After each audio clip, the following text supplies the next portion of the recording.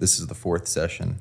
We're gonna finally bringing you back in. I think you were last here probably in June. It's been a while. A lot of traveling. Yeah. A lot of nice traveling. So where have you actually gone? Went to Australia, visit the combo. Everything is a combo vacation and work trips. I went to Australia and spent the first week with family, going to a bunch of zoos and checking out the scenery, the Sydney Opera House, all that good stuff. And then Sydney office is awesome, dude. Got to spend a few days with the team. We had a really good customer lunch. Like Kat, who does marketing out there, set up this lunch, and we had like 15 customers come out and hang out, and got to spend some time with the team. We got a good crew down there. It's up to about 12 or so people, and a lot of fun hanging out with them. Came back, spent like 5 days at home, and then we went out to New York to visit my in-laws, and we're in the Albany area. New York, so you'll appreciate it a little more. So we're in Albany for a while. Took the train down to the city for a few days after that, and spent a few days just hanging around New York. My daughter loves it there. That's like awesome. We're gonna she'll probably be living there at some point, I have to imagine. But it was a lot of fun, and we did the Bronx Zoo, which was a good time. I enjoyed the Bronx Zoo. Awesome. Yeah. What have you been up to? Well, I think I actually was in New York when you were there. Okay. And I think I just missed you. I had a couple calls that were still on West Coast time because it was Roshan's birthday. I went to his happy hour, so they did like a little happy hour for him, and then we had a dinner with one of the clients, so I couldn't stay for very long. But did you end up showing up for the happy hour? I ended up showing up at the happy hour, and then he showed me Social House. I'd never been to a Social House before. Oh, okay. Like in the New York City, it was like, oh, Soho House. This is pretty cool. Or whatever. I was like, oh, he's a member there. I was like, so we went in, and that was like a cool experience. So it was fun. I mean, I love that camaraderie that I felt like we were just able to do that after work happy hour on a Wednesday and go out, and we bonded, and that's my boy now. That's the whole setup of that office too. Like Sydney has a tight bond. They go out after work. New York has that too, and there's way more of them in New York, obviously. But yeah, Roshan, not a Gen Zer, as we learned. He's now 30 years old. Happy birthday, Roshan! You made it. It's awesome. And so then, so I think then I was also back and forth between New York, and then it was in Texas, back to LA, back to New York, back to LA. I love Texas. I got to say the vibe Which city? And the camaraderie. I was in Dallas and then Fort Worth. Okay. And I felt like, so I spoke at the Texas CPA Society, that was the Dallas-Fort Worth chapter, and I've never had an experience with a group of CPAs who are like that dedicated to the community. Like, I feel like if you were, I don't know if you were ever active with the Cal CPA. Not really. No. I've never really been active with New York CPA, and it just, I don't know, there's not really exciting events that I'm really looking forward to going to. I mean, I think sometimes people sign up a membership just to have a membership, and then they go to the biannual meals and kind of call it a day and go their own ways, and nobody ever talks ever again. Maybe they're friends on LinkedIn. But in Texas, they were doing pottery, then they got arts and crafts, they got karaoke night, they've got happy hours, they've got horseback riding, and it's every single week. They're hanging out. They did a PBC Watch movie night, actually, after I was telling them about it. That's very cool. Organize this. Yeah. Why do you think that is? I think for Fort Worth, for example, that was really they're like a nucleus, because I think it's a small enough city. It's still a city, but it's small enough where you can still have that community aspect, and there's still enough to do. Everybody's relatively close enough. It's the same reason I think in New York you're able to get that happy hour after work vibe. Is in LA, we come to the office and then everybody goes back and up to an hour distance in 20 different directions. In New York, there's only so far you can go. Yeah, everybody's on top of each other. Mm-hmm. So, to hop on a subway and do 20 minutes in any direction at any given moment, it's really not a big deal. Okay. Well, I wish we had in LA, but the geography of the city and the traffic, there's no way. So it made it cool. But so we had Stefan fill in for that first episode. Then we had an episode that Jason plugged the gap. Yep. Plugged the gap for, which was really cool. We're talking about streaming wars and sports subscription services and live sports being on streamers now with Amazon getting the NBA. Got football coming back, which I'm excited about. And then last week or a couple weeks ago, I was with Dr. Sean in New York, just talking about all things AI and accounting. And I know that's kind of a hot topic, which we will get into, I think, a little bit today. Of course we will. Yeah. On the Fintech Flo, yes, of course. That's what we'll do. The final part, though, is have you golfed at all this? I got to golf in Australia, so I got to play around with our MD out there. It was a fun links course, and then I played one round when I was in upstate New York in Saratoga. Okay. So, played poorly the second time and pretty well the first time. Okay. Yeah. But round in upstate New York, not good. I'm wearing right now, for those who are watching, they can see it, but for those listening, this is I do a scramble tournament every year back in New York. Nice. And so we We actually have a pretty good team. We're all relatively athletic. I'm not the best golfer by any means, but I still can hold my own. But our priority is we just all need to look really good. So we get matching shirts. Yeah, you go for it. Do you match the pants and matching the belts pants. also? These are golf pants. I actually love these pants. These are going to be my new go-to pants. I went to Target. I got 2 more pairs. I should have known. Of course, you're that guy. The key to scramble is some group cheats like none other, and they come in with a 17 under par or whatever, and you're like, I've seen you swing. I know you didn't go. There's a lot of those like 5-foot gimmies. Yeah. 5-foot gimmies, or you don't count every penalty stroke kind of thing. Yeah. The rules of golf are nuanced, and the vast majority of people don't follow them. That's true. As an accountant, I follow them. We like a rule following accountant. Yeah. Well, the first rule of golf is integrity. Yeah. It's the only game where you score yourself with no one watching, and integrity is the most important part of scorekeeping.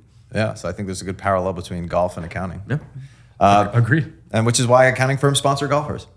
Amen. Great idea. Up next, Flowcast. Yeah, right. All right. So speaking of what we're going to be talking about today, of course, AI. We're talking about a little bit of the pipeline, integrity of accounting. I got my joke for you. Sick. Not AI generated. Okay. That's good. This is, I call this Glassman generated. Human intelligence. Human intelligence. What do you call generally accepted accounting principles applied to the work shortage? Plugging the gap? Close. It's the labor gap. The labor gap. Okay. Nice. Right? But that was pretty close there. Great work, Glassman. Took a few weeks off. You came back. You're like, I'm gonna nail this. And you got a real joke. Yeah, it's not bad. Awesome. All right. Well, with that being said, let's get flowing.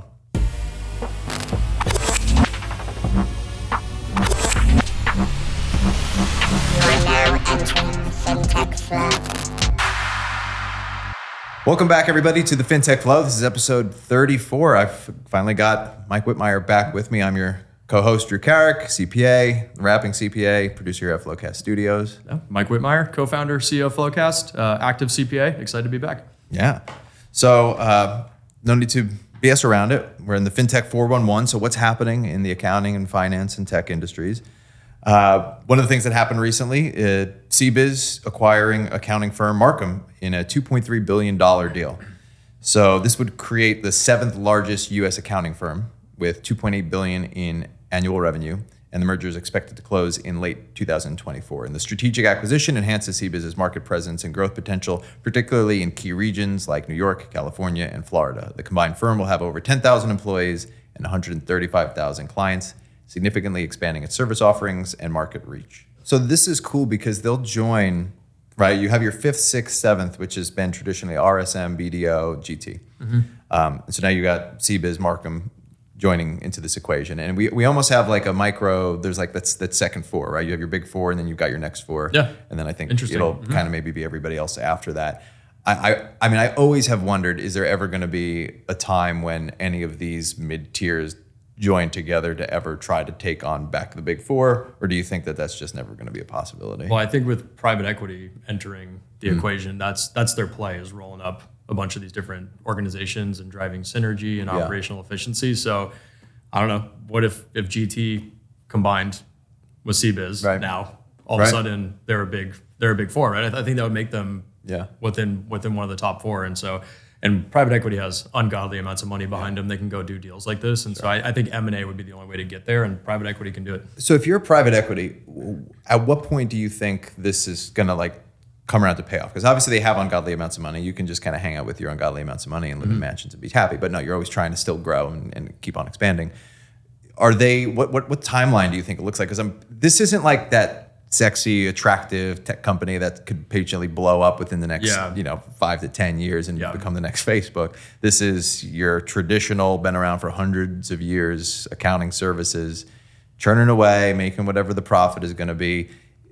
Why is this so attractive to private equity firms? I think most private equity in general, the idea is, can we acquire a bunch of companies doing similar things or a bunch of complementary companies, slam them together, and then drive operational efficiency by doing things like centralizing accounting, for example. If you buy 5 companies doing something similar, like we have one is a dental office, for example. Like one of our clients is a bunch of dental offices, but it's a venture firm or private equity firm behind the scenes that's going around buying out a bunch of individual places and then adding them, and then they'll buy the dentist office. It's a family dentist office, and they convert it into this corporate name, put them on all the operations for like HR, accounting, centralize everything there, and allow them to just focus on the dentistry side of it. And then they drive more profitability and do all the stuff that private equity firms do that we all know and hate. So all of that starts to happen, and then all of a sudden you drive profitability. So that's the playbook at a small scale. This is that playbook at a massive scale. And like where I get confused is let's say they do something crazy like Grant Thornton does combine with CBiz, and all of a sudden they're a big four firm, and who's number 5 all of a sudden. I guess KPMG is number 5 from there. Who ultimately private equity wants to flip the deal and sell the company to someone else. Like they need to liquidate at some point. So who becomes the logical buyer for the new combined entity? I don't know what that question is or what the answer to that is. And then that means you have to turn to the public market being the way to get liquidity. So are we all of a sudden... that can't work from that can't work. That can't work from an independence perspective. You can't be like a publicly traded public firm accounting that does audits, that does So I guess that's a wild hypothetical. I mean, so I guess that's a question for me. Like at the end of the day, if you slam together an entity that's worth $8 billion, who's the next buyer for you to make your profit on? Or are you just happy with massive cash flow that's coming out of it because presumably you've made it really operationally efficient. It's thrown off a ton of cash, and maybe you're happy with that. I don't know. I'd be curious. That's what I was going to say. Is I feel like this is the type of situation where there is nobody to buy this. I mean, they can merge with each other, or I mean, I don't see. I don't know, to selling it to the big four, but I mean, that's got to be antitrust or something at some point. I don't know, maybe. But I do think that it's got to be, that's why I'm thinking, are these private equity firms viewing this from the standpoint of like, no, we're going to have some sort of recurring cash flow. It's like buying a laundromat that is always going to be churning out the revenue, buying the car wash. Yeah. It's just doing that, like you said, at the large scale. And some of them do. And I guess at what point is it like a conglomerate versus a private equity firm, and you're owning a bunch of stuff that's throwing off cash flow, like, Berkshire Hathaway, right? Owning a ton of these entities that just throw off a ton of cash. But I know in our tech world, it's different because the public market's out there. Like we get calls from private equity firms, and they want to do that play where they combine us with complementary / tangential products that are the office of the CFO, run a platform play, combine it all together. And then you're of a size where you still have that optionality to either sell to a bigger company or go public. And you're an attractive like public company for investments to be made. And then they can just sell their position. It's not about cash flow. At that point, they can just sell their position and take their 3x gain or whatever they get off these investments. So it's a unique and interesting world here. Yeah, I love that playbook of just, it's kind of like one of the takes money to make money, but just being able to go ahead and, like you said, there's 10 different businesses out there. And I think so many people like overlook that, where if you're an accountant, right, you have the ability to kind of look in the details and what's underneath the revenue and where are the expenses happening. And if you're spending 10% on all these administrative overhead and you bring 10 together and get rid of all those 10%, that's an additional 100% of profit that you're now making, which is pretty awesome. So it's awesome. On the other hand, it's not so. Private equity is not so awesome. No. Well, I also get, the thing that I always am concerned about, or like just have fears that I think are, I don't know why they come up out of nowhere. I don't know why I'm scared of it. But like the whole notion of like, who's going to be that final buyer? Like there's always got to be somebody holding the bag. Yep. Who's going to hold the bag? And I'm always afraid to be, it's like hot potatoes. Like I don't want to be the one left holding the bag. I don't want to say I don't want to say who's going to be holding the bag at the end of this one, but that's my what's the outcome is who's going to be holding the bag with this one. So there's actually, this is like I think a human psychology thing too. There's this game that's only available in New Jersey. It's called Rockets, which is this gambling video game on DraftKings, where you enter the casino and there's basically this rocket ship that goes off. And for every second that you stay on the rocket ship, it 1x, 2x, 3x, 4x, every second it X's how much money you bet on that rocket. But then out of nowhere, it'll just explode. And you don't know if it's going to explode 0.2 seconds after launch or if it's going to explode a minute after launch. Okay. And people are on there and you pick when you want to jump off. And it's like a very anxiety-inducing yet exciting game. And that's also what I did this summer. All right, I had a bachelor party in Atlantic City, and we're playing it on the car ride down. And so it makes me think of that. It's like you as soon as you jump off, you're jealous of the people that get to keep riding it. It's like the stock market; everything's in hindsight in 2020. Interesting learning in Australia. There are slot machines everywhere. They call them pokies. Okay. If you poke them, they call them pokies out there. But like every bar has a slot machine. Like the golf course we were at in the opening area, like the restaurant area, they had a slot machine. I was blown away. Blown away. Yeah, fascinating little part of the culture there. Yeah, I think it's really interesting, actually, different regions, how they have different cultures. That's obviously got to be one of the biggest challenges of expanding internationally is like you're talking about people, different cultures, monetary system is different, how they spend is different, value of the money is different. I mean, I can't imagine what the pricing project it looks like to figure out like how do you adequately and properly price something when there's a different tolerance to how much things should cost in different countries. And currencies fluctuate and all that kind of stuff. And U.S. is raising interest rates and everyone else's currencies are not. Yep. It's all fun challenges. Good stuff. So the next thing we have on here is, this is something actually we talked about with Dr. Sean last week. We touched on this whole technology's hidden role in the accountant shortage. And there's certain angles that people are saying, well, the accountant shortage is, there's 340,000 fewer accountants in the U.S. than 5 years ago. There's fewer candidates taking the CPA exam. Obviously technology as the part that it's playing is reducing demand for the traditional roles, which is, I think, causing a shift in the career choices of students. But I think there's an opportunity in that because how we utilize AI as accountants can sort of, I think, potentially encourage people to go into the pipeline for one thing, but also there's the filling of the gap, which you talk about a lot as well. Yeah, I'm way more hopeful on it plugging the gap. I'm really concerned with how we get more people into the profession at large. Like I think that's a big issue to be sorted out. But at least with what we know and what we have ahead of us, like there's going to be this talent gap that accelerates, and AI will help us plug the gap. Yeah, I mean, they're talking about how they're thinking of like changing the CPA exam and curriculum in order to be more technology focused, which is already something that happened before AI even came out. That was with CPA Evolution 2024, and it's happening now, where you have that option for the third part of the exam. Do you want to go more the financial route? Do you want to go more the regulatory route, or do you want to go more the accounting information system? I don't know how you feel about this though. I don't know if I have a lot of confidence in the CPA's ability to keep up with technology. Are they going to be teaching the equivalent of what is like DOS today when new products are getting built so quickly? Like I look at what we're working on and I know what curriculum needs to go out there, and there's zero shot they're putting it in the CPA exam right now. I think it's just a matter of baseline familiarity. I mean, think about the CPA exam. You go 2 inches deep and a mile wide. So you're not really learning a heck of a lot about anything.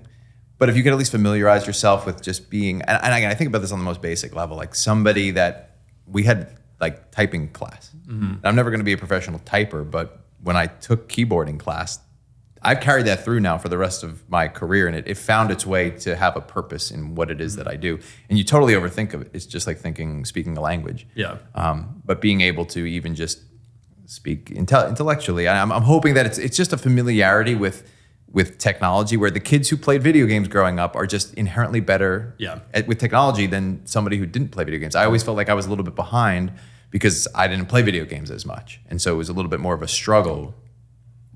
So they're currently developing the tech curriculum?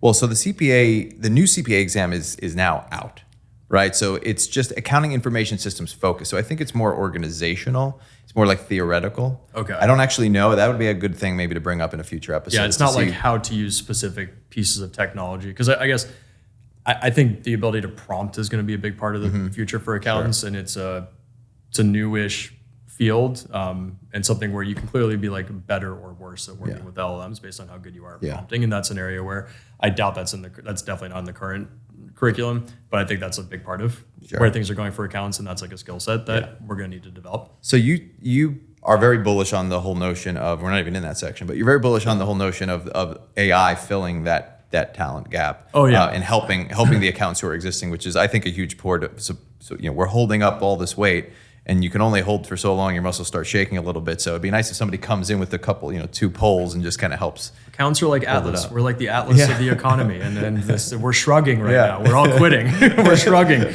How is this going to go? Not well. But I do think nice Ayn Rand reference. Yeah, I love a good Ayn Rand reference. We're going to talk about capitalism.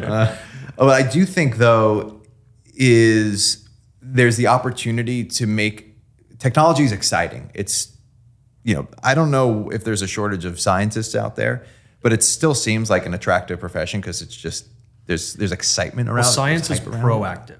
Sure. Science is proactive. Accounting is a reactive support function. So it's like we need the supply to keep up with the demand of accountants.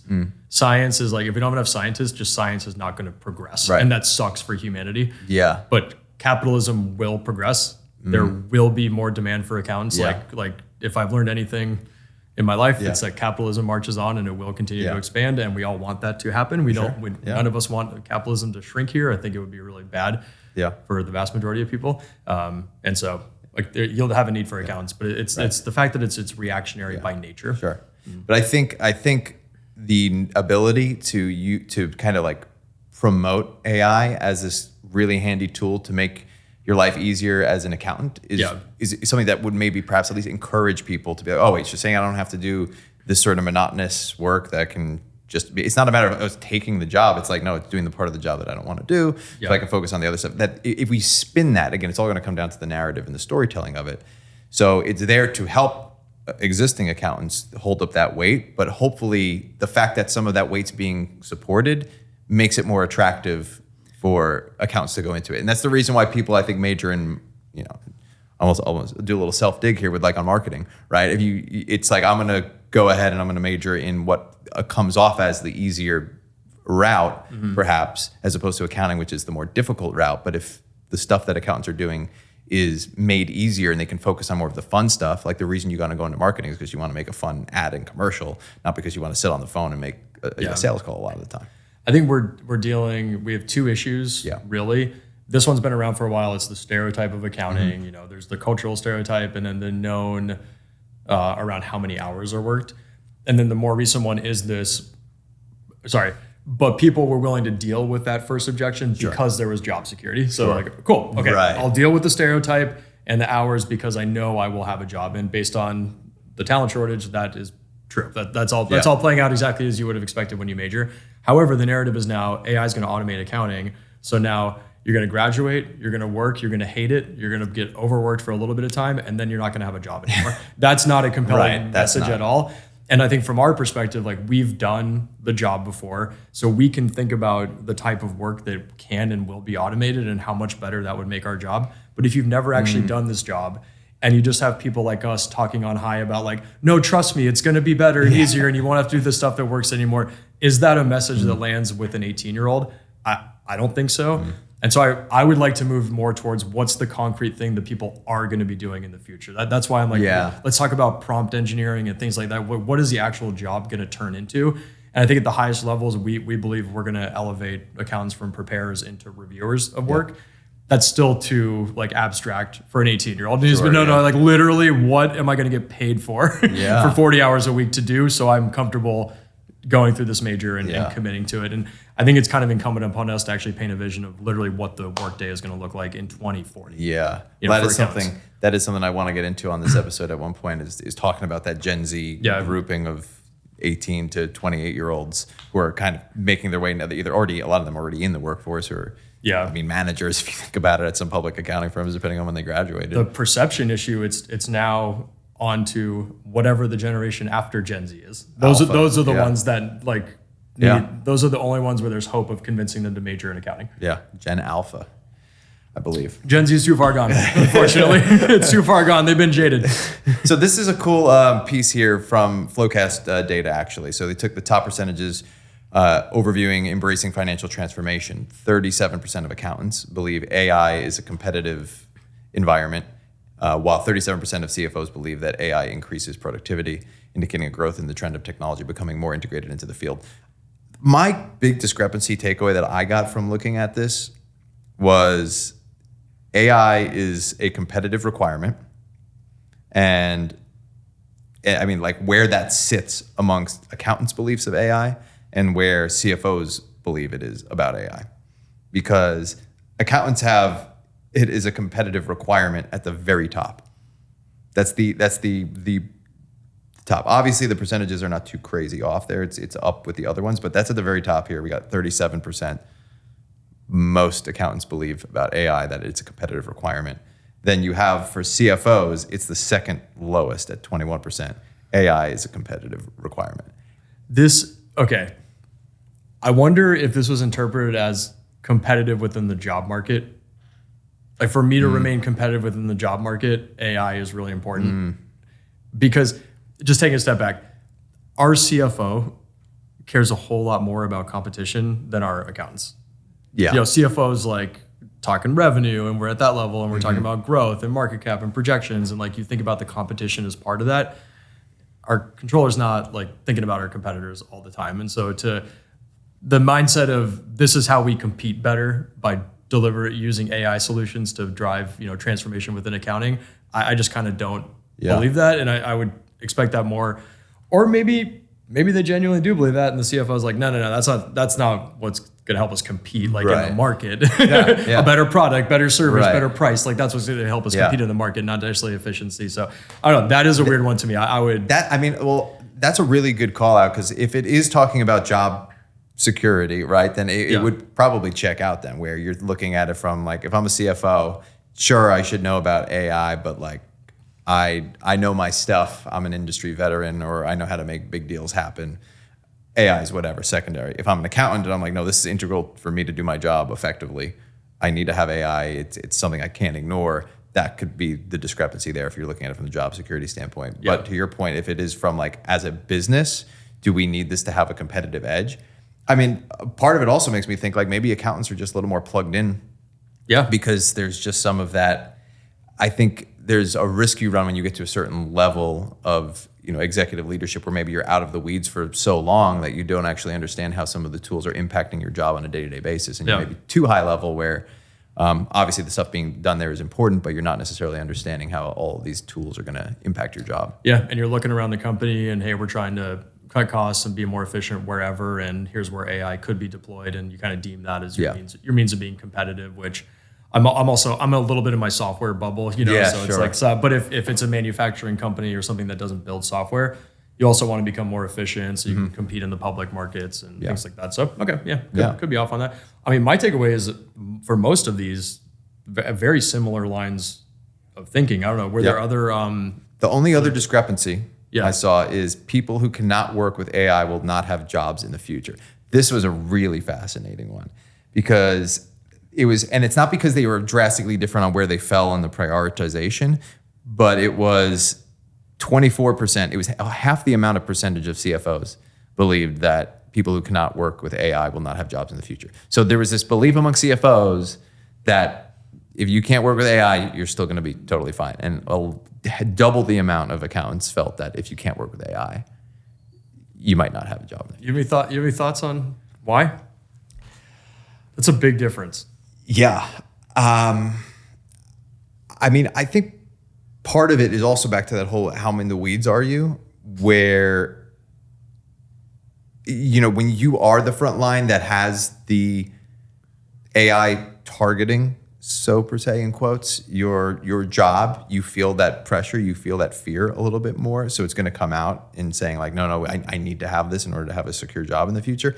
And if you're a CFO, you're kind of, I think, a little bit removed from that. And since it can't come for your job, like you can't have AI be a CFO, sometimes you extrapolate that onto the force beneath you. Oh, it's not coming for our jobs or whatever. It's like, no, it's not coming for your job per se. Yeah. I also wonder how much of this is kind of lumping automation or technology in with AI. Because if you're a CFO, maybe you haven't stayed up to date on all the technology that's been coming out, and you're like, I still have a job. Yeah, I don't know how to use NetSuite, and I still have a job. Right. It's you just kind of extrapolate that out, and you're like, no, darling, you don't have to stay up to date on this stuff. Like, people give me that information. I think this is sometimes which I'm in that trap. Like, I'm not like I'm definitely throwing stones from a glass house. I'm not up to speed on my technology. So. I think this is sometimes about like when I talk to like my parents or something about like, oh well, my parents ate pasta every single night and they didn't have any problems. I was like, yeah, but the pasta they had was like straight from the farm and it wasn't processed through a factory. Yeah. So handmade. And all I was like, McDonald's was made differently back 50 years ago than it is now. So we're not talking apples to apples here. That's fun. But that gets us on to our bullish or bearish section here. Cool survey done. Great job by the Flowcast team there. That's good. Good survey. Awesome stuff. And so what we're going to be talking about here is the FTC issues orders to 8 companies seeking information on surveillance pricing. This is an absolutely fascinating. The fact that, for those who are looking for insight here, the FTC has issued orders to 8 companies, including Amazon and TikTok, seeking detailed information about their data practices related to pricing and surveillance. The inquiry aims to understand how these companies collect, use, and monetize consumer data, particularly in ways that could harm competition or consumer privacy. The investigation reflects growing concerns about the power of big tech companies and their influence on consumer behavior and market dynamics. This is talking about setting individualized prices for the same goods or services. This is so funny. I was just at lunch with Chris, our co-founder, and Eric, our general counsel, and we were talking about this exact thing, but in the context of like Whole Foods. So literally, but that's because they have facial recognition. They know how much you spend on Amazon. Yeah, Right. they can use all the data to be like, hey, Mike will pay more for this milk than someone else, and no one else is going to know the difference because you just like put your stuff in a bag and you walk out. In this world now. So we're talking about it, and it was being compared to Uber surge pricing. Yeah. What's your like? How do you think that's a fair comparison? I hate to say that. I think it. No, because I think the surge pricing with Uber is based on the demand of the collective as a whole. It's not based on the demand of the individual. And I think that's where we have this difference in, if you're changing the prices for a specific, everybody has to deal with surge pricing. If we all want to go buy this, it's a market dynamic. It's a market dynamic. It's supply and demand market dynamic. Yes. Whereas if I'm using what I know about you, that's called a sales technique. That's how much. That's more like a car dealership of a car salesman saying, how much can I get this person to pay for this car? And I'm thinking, how cheap can I get this car for?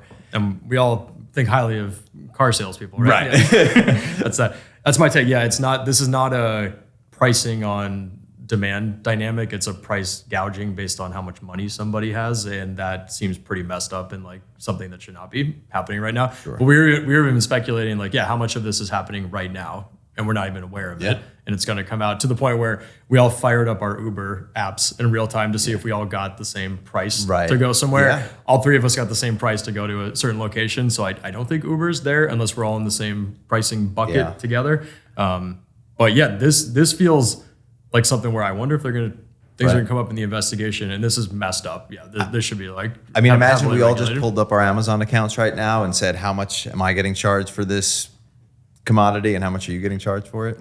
Aren't airlines doing this already?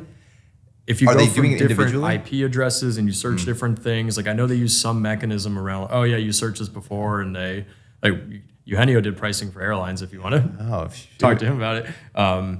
But yeah, I think there's a bit of this going on. This seems very wrong to me to just take advantage of someone based on inside knowledge. I have this like weird again, I'm always thinking that this type of stuff is going on. So when I'm always scared about looking up airline flights before booking. Like I want to know I'm ready to book the moment I go on the site, because I don't want them to think like, oh, they're looking, they're checking it out.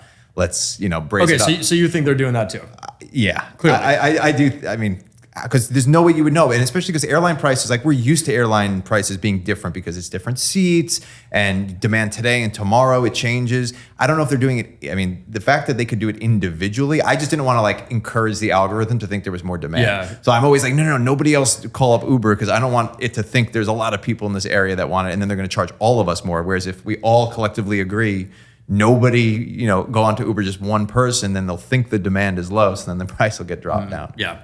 It's the personalized pricing aspect that messes you up. Like even on a flight, if it's general, they're almost sold out, so prices are going to go up for everyone. Or even if it's like our research suggests that Thursday afternoons people are willing to pay more for flights. Like even that I'm like kinda okay, but it's when I don't know. It's like literally, Drew, here's what it costs you to fly. Yeah. Mike, here's what it costs you to fly. College student, here's what it costs you to fly. Like that seems pretty messed up. Well, that's why, to be safe, I always make sure I never buy it on the first go around. I'm going to make you come down to my price. And when I come back on, still not low enough, I'm out. Have you ever tried using like a VPN? I haven't tried a VPN. Yeah, it might be interesting to do a compare and contrast really with just your regular browser versus a VPN. That would. I know you fly a lot. So. Yeah, I do actually. That would be an interesting thing. I'll have to report back on if I have any findings from that. So organic capitalism or unethical practices. This is unethical. These are unethical practices. Yeah. Like very clearly, in my opinion. Yeah. I'd be curious to talk to someone who disagrees. That would be a really What's the counter argument? What's the counter argument? That would be I mean, I think people would just say, well, if they can get you to pay it, it's no different than a car salesman. Yeah. You know, and look, if you're willing to pay it, then that's what, I mean, can you apply it to HR practices when it's talking about hiring? Well, how much can we hire somebody? And you negotiate the price based on what you think, can work. Yeah. So let's see. Okay. So the argument would be you're free to not shop at that store anymore. And then the magic hand of the market will let it shake out because people will stop shopping on Amazon. And all of a sudden they're going to be like, oh, it's because of our personalized pricing structure that we have. And then it will take 50 years before Amazon loses enough profit for them to care about that. Yeah. The problem is you got to juxtapose it against the scale of the company. That's the issue. Like Amazon can take losses on this for a long. They'll probably be net better. They'll run it through their model where it's going to say, okay, we can lose 1% of our customer base every month.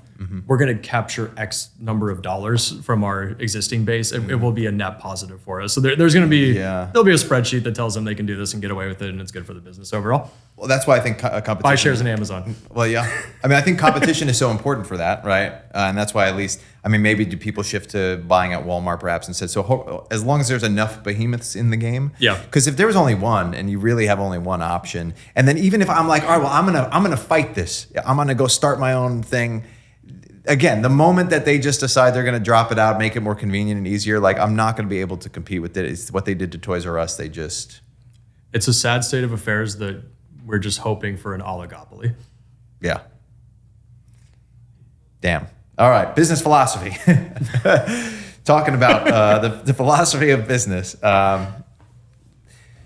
We've got the Gen Z topic, which we're talking about, and understanding the Gen Z in the workplace. So Gen Z work habits, it's like, what are they looking for? Has this come up in conversation so far with you at the leadership level of or even through hearing HR as they look to hire? Because if you think about a lot of the new workforce, there are Gen Z. Has there needed to be any adaptation of sort of like hiring practices or approaches? I have no idea if this is normal or not. I'm just going to say the way we think about it. We don't talk about people in generations. It's really not like that.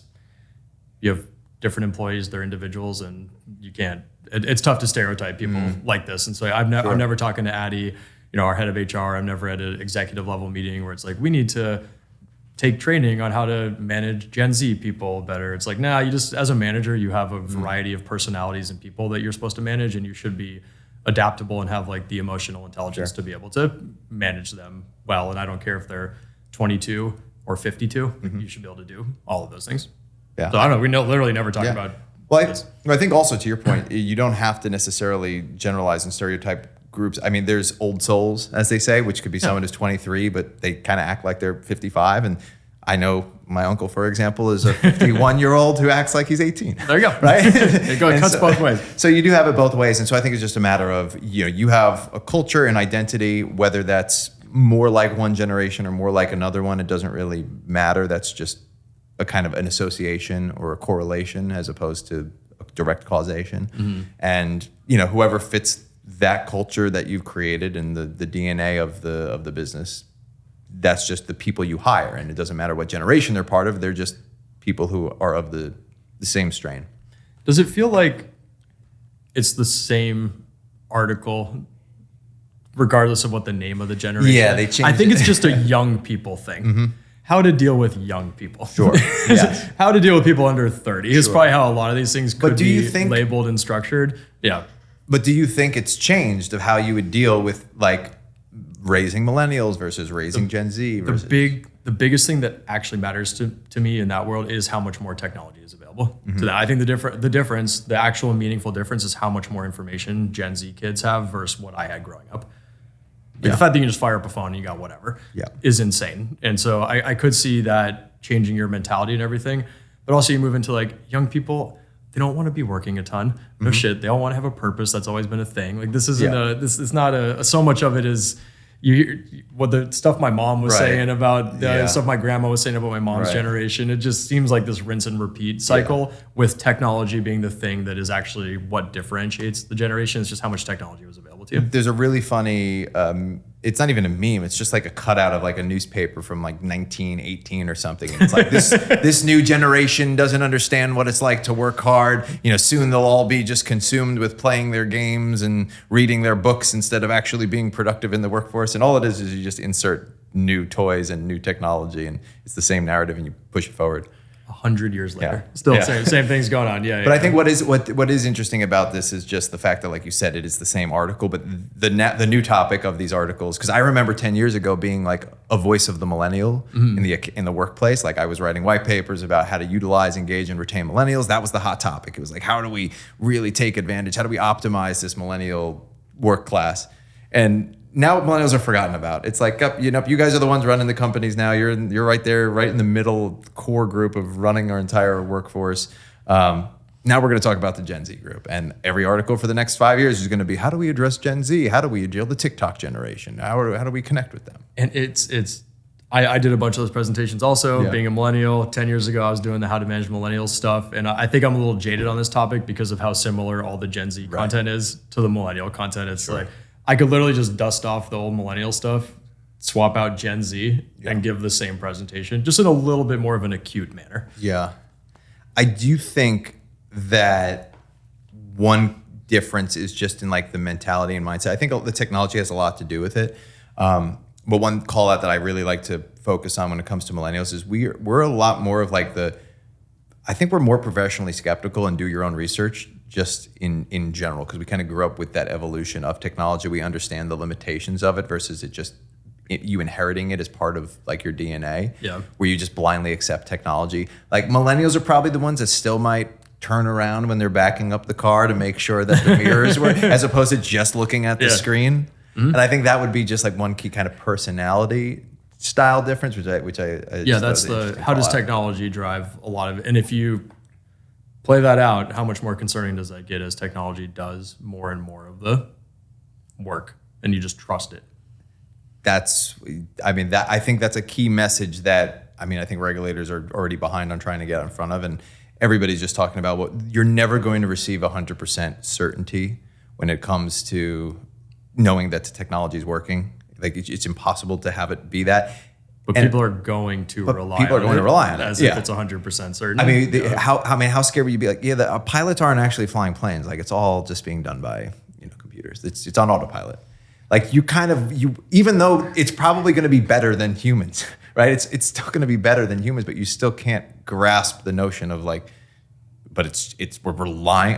For me, we're relying on a computer. But I think everybody else, it's becoming increasingly to the point of like, oh no, it's definitely way better to do that. Like I'd much rather have a self-driving car than a person.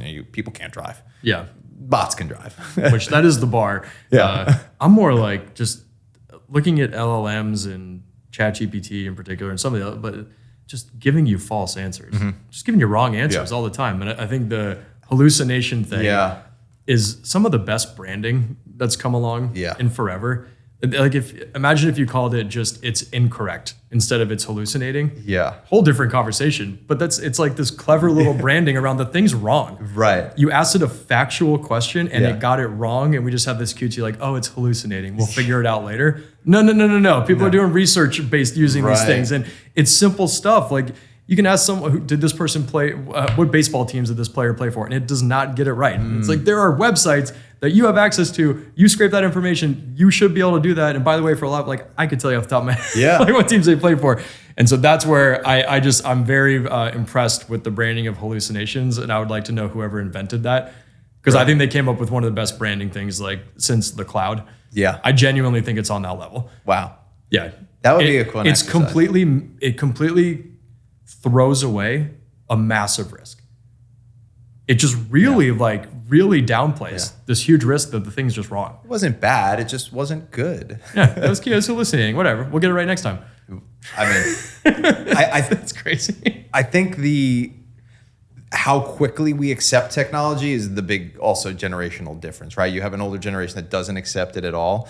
Since we grew up as millennials in that transition period, we understand there's a rev up period. And like, I'm the type of person that's not buying the new phone right away. I'm waiting for it first to come out, see if there's glitches, wait for them to start manufacturing the correct way and then go. Whereas I think the Gen Z and later are just getting it right away. And that's where I think we run into that fear. Is if you just blindly accept that the answers coming from ChatGPT are going to be correct, well, it's technology. They've mastered it. It's like, no, we understand that like these things are not mastered right away. We also understand that these things get rolled out in beta phases that are not completely fleshed out. 95% of the way there, that's good enough. And then you roll it out because of whatever reason that you need to kind of push that. And we talk about that with, should there be some like a disclosure of like, hey, this is just like V1, don't trust it entirely. Yeah. But that's not, nobody wants to brand themselves that way. So they're just like, no, it's done. It's ready. It's out. We'll update it with we'll fix the bugs later. Yeah. It's not there. So I don't know. Yeah. But yeah, Gen Z is going to rely on technology. We're going to be moving in that direction. It's going to become just more acute with every generation thereafter. So I want to laugh a little bit with make, meme, lol. Two things here. First one is just a little piece of Reddit, which it's been a while actually since I've done a Reddit piece. And accountants with great social skills. This is in the accounting Reddit thread. Accountants with great social skills and poor technical skills. Where did you end up? And Impossible Tiger says they're partners now.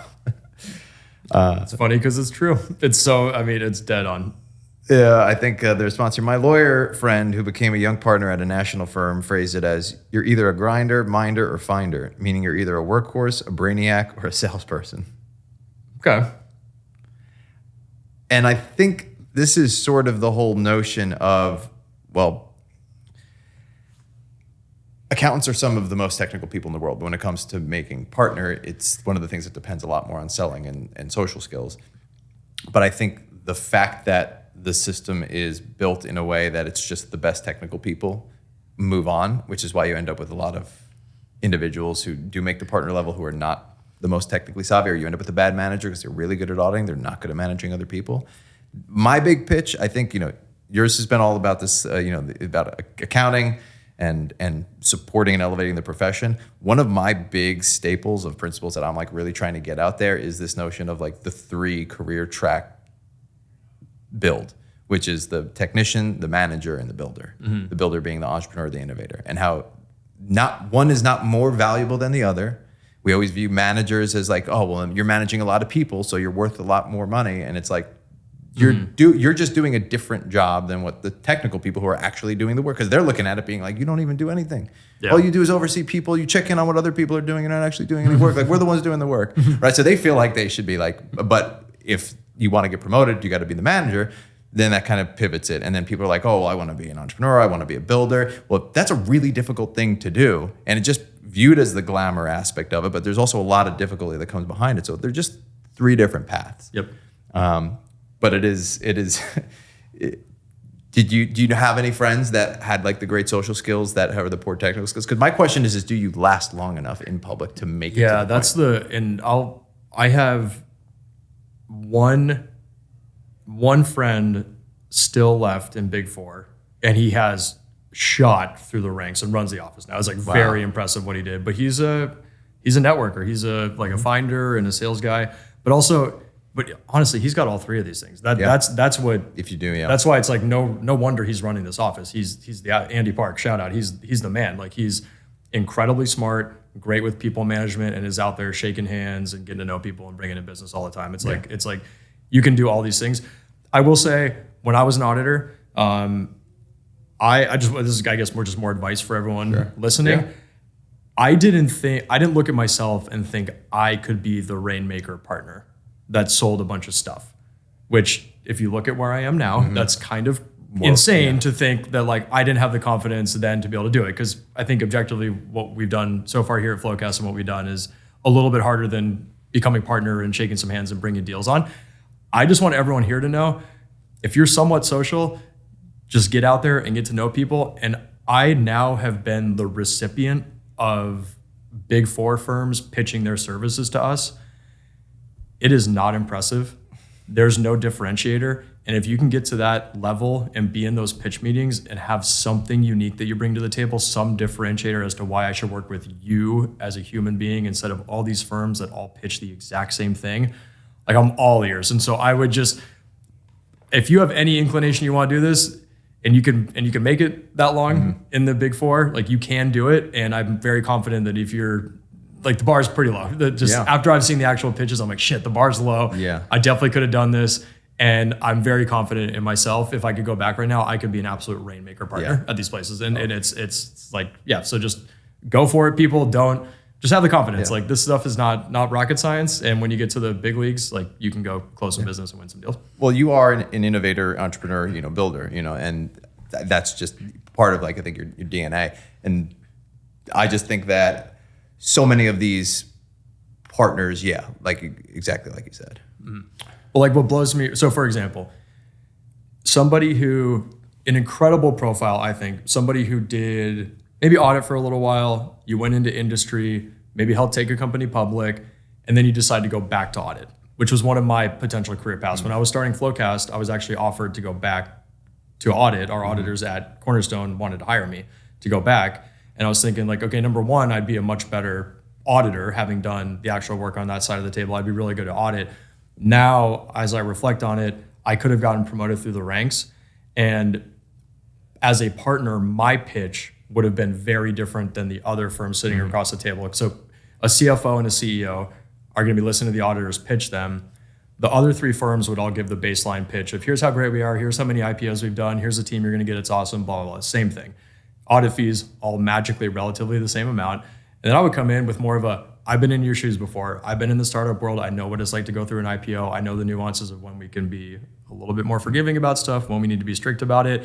And really, you need a partner with you who's been through this process and actually understands the weeds and can think like a founder and an entrepreneur, not like a banker. You need both of those things, but this is a unique time in the history of your company, and it's really time to partner with someone like me personally so that we can work through this. And it's way more compelling than just the EY is a great brand, and as such, you should work with EY. Right. It's like you can bring an angle to it. So if you're a little thoughtful about your career and what your ultimate differentiator would be as the person pitching it, you'll win more deals, and that's all that matters. Imagine if that actually became part of the culture of public accounting, where it was encouraged to go out and then come back in, right? But this is the type of thinking which I very much so subscribe to. Like, if you're an innovator, most of the time people are going to disagree with you, because it's not part of the playbook. Mm-hmm. And I think a lot of the firms just follow the playbook. And again, the playbook worked at one point, right? The running game worked in football. You could just do that. It changed, right? And it has its ebbs and flows. And sometimes you go away from it. In baseball, it was you're playing the stats game. Then it became just getting on base. Then it became about getting the big hits. And it kind of moved back towards like, let's actually play small ball and figure out how to just score runs. And you have different teams taking different strategies. But it had to evolve to get to that point. Everybody just didn't follow the same playbook that worked in the 1930s. Some trailblazer. Yeah, right? And it takes doing something innovative that it's going to not resonate with a lot of people. A lot of people are going to reject it because, well, that's not what I was taught. Like, I'm looking back at the play. It's like, yeah, you weren't taught it, that's the point. If you want to be innovative. And I think that's where I would encourage firms to be thinking in a more innovative way and companies to be thinking in an innovative way. The experience that you have is only possible by having them leave and then come back. Mm-hmm. So, I mean, it's a crazy concept to be like, no, we want our people to do like a 2-year sabbatical where they actually work in industry. And if you come back, then you come back and you come back stronger and you're even better, and we'll actually encourage you to do so. But there's no even movement whatsoever to encourage people to leave with the hope of having them come back. But it's just a fascinating thing. Well, is there a way to do that? Because I guarantee you that you would come back to the firm and be better at your job, having seen the other side of the table. There's no way you'd be worse at the job of audit after having done accounting. Yeah. You'd come back, you'd be more efficient, you'd probably drive the team better, you'd have them focus on the right stuff. It could like really permeate the culture and make the firm more efficient overall and create a new way of managing, a way of thinking about stuff, or reviewing financial statements, actually being a little more logical because you understand what's going on and why the team is doing things a certain way, rather than just rigidly going through your audit steps and not really thinking about the why behind it. Yeah, so 100%. So this brings me to one of the things that I do, which is a little different. So this is a little self-plug call out here, but I thought it was really interesting because give me a little hope. So this is for the Little League World Series. I don't know if you watched any of it. I did not. I just found out that one of our BDR managers was in the Little League World Series. That's cool. In 2007, I saw his video of him introducing himself, and his favorite player is Derek Jeter. Wow. Yeah. Derek Jeter was definitely a big fan favorite of the whole baseball community, of every kid. So this is from myself, the rapping CPA on Twitter. Dreams can come true, Nikki. The profession is here waiting for you. You just got to believe. And it's little Nicky McLean over from Staten Island. It was New York versus Florida. And his dream job, he's up at bat, and his dream job here is accountant. You got to think the announcers or the graphics team was like, this is the stat we use. So they asked him what his favorite food was, who his favorite baseball player was, and his favorite song was, musician. Dream job. And they're like, yeah, we're going to throw accountant up there. Was it a joke or is he serious? No, this was dead. I mean, this is serious. I don't think this kid, this 11-year-old was like, oh, it'll be funny if I say accountant. Hopefully his parents are accountants. That's really funny. Right. Well, hey, there's some hope for the talent gap getting plugged if we have competitive accountants entering the field. Yeah. But this could be a good spot. And he's third in the lineup. Damn. Yeah. No, he's a good player. And what I think is interesting, though, is so I tweeted this out, and I remember the moment that I saw it on the TV. I was watching with my friend. We had just gotten back from the driving range, actually. Nice. Before I flew back to LA. And I saw this pop up, and I'm like, whoa, can you pause live TV? And he's like, yeah, I've got that. I was like, I need you to go back. I got to get a picture of this. Because I know the Big Four accountant is going to repost this if I post this. Mm-hmm. And sure enough, he did repost it. And then this blew up on Twitter, and it's had over 500,000 views. Congratulations. 6,000 likes. Thank you. But it just shows that there's some spirit left. And like there's the community of people online really rallied around the notion of like this kid actually being inspired to be like, I want to be a CPA one day. Now I've heard, you know better than me, I've heard Staten Island is a place that's kind of stuck in like the 90s. Yeah.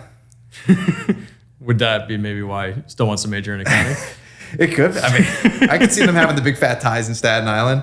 I mean, look, Staten Island is like, in my opinion, that's like the reject. That's like the reject. Oh, not too harsh. No, the reject borough. The reject borough of the boroughs. If the boroughs had personality, I have friends from Staten Island. It's a fine place. It's a nice suburban place, but it's not like New York City's glamour. If you go into New York City. Sometimes you'll go to the Bronx, not too often, but you get the Bronx Zoo, right? So you got that there. Beautiful, by the way. Beautiful. Highly recommended. It was awesome. Realizing we're a zoo family. Yeah, you're a zoo family. We go zoos everywhere. Bronx Zoo is great. It's cool. Yeah. Brooklyn is always trendy. Dumbo, you got that whole thing going on. Queens, Astoria, you've got some kind of little outliers, but it's Queens is Queens. And then you got Staten Island. Nobody's going to visit Staten Island. It's just houses. Would you ever go to visit? No. I drive even through. With friends there, you don't. I've never. It's like you have to take a ferry. Yes. You have to take a ferry to go from Staten Island to Manhattan. So it's not even connected by subway, which is a pain. It connects me. The only time I go through Staten Island is if I'm going to New Jersey. Okay. Which is only if I'm going to somewhere in New Jersey like that's close to the coast, because otherwise I'll just go up and around. Up and around. Yeah. A cool part of Sydney was the ferry culture there. Like a lot of people commute on ferries, and there are bars, not open bars, but there are bars on the ferries, and everyone's drinking beers on the way back from work, maybe on the way to work as well. But that was a cool part actually. The ferries, they all seem cool. We took one, and they're super easy, really convenient, like cool mode of transport around Sydney. Well, I think what would be cool is if Nicky or his parents get the chance to listen to this. You know, we've got a great firm here that hires accountants, and if you want to get that early on experience, we got a New York City office, so open it up. I think we should bring them out for lunch. Yeah, there you go. Or come join the pod. We'd love to hear more about the aspirations here. Well, it was great having you back on the show, Mike. Good catching up. Yeah, a couple months, but we're back. Episode 34, got 35 coming up. It's exciting. Fintech Flo rolling. Cool environment. Studio's getting built, so new setup. Yeah, excited to have you guys here. Right, cool. All right. Great episode. Awesome. Thanks for checking out the Fintech Flo. As a reminder, this episode is available for CPE credit, and you can get that at Flo Academy or on the Earmark app. Details are in the description below.